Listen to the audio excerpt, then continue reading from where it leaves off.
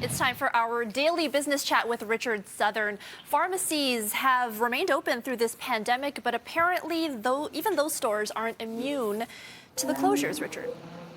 Yeah, Erica, one in a very famous building is closing down. The Rexall, located in the former Brunswick House pub, is going to close up shop for good. I remember doing this story 4 years ago. It was big news when Rexall moved into the old Brunny. This is at the corner of Bloor and Brunswick. And, you know, the Brunswick House pub had been there for a long time. It was a favorite of U of T students. In moved Rexall 4 years ago. Now they're moving out. Why? Well, the company issuing us a statement saying, quote, the community and retail buildings around the Rexall have seen a very heavy decline in traffic since COVID-19 protocols have been in place.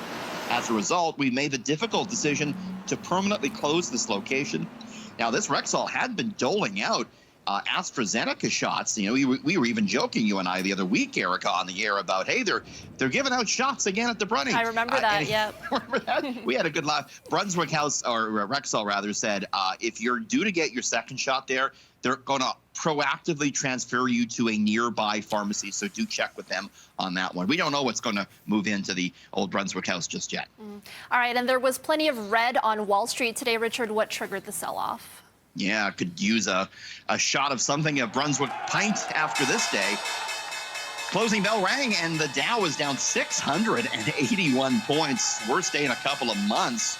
This was on rising U.S. inflation. We found out today that U.S. April inflation climbed 4.2%, the highest rate in 13 years. Investors generally don't like that. Rising inflation generally means squeezing margins and softer corporate profits.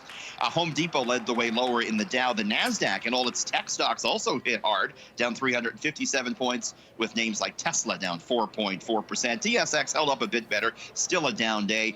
There were some stocks that bucked the falling trend, though, Erica. Hertz Rental Car up 55% as it laid out a plan to exit Chapter 11 bankruptcy. All right, and the city of Las Vegas is rolling the dice on a plan to fully reopen casinos. Las Vegas is back in a big way. MGM announced today that they're returning to 100% capacity. Now, MGM, they own some of the biggest resorts on the Strip, the Bellagio, the MGM Grand, the Mandalay Bay, the Mirage, New York. And this company says Nevada officials have now approved them to go 100% occupancy on the casino floors with no social distancing requirements. They're even pulling down the plexiglass that they had put up in between the machines. We found out just yesterday that gamblers are returning to U.S. casinos in a big way.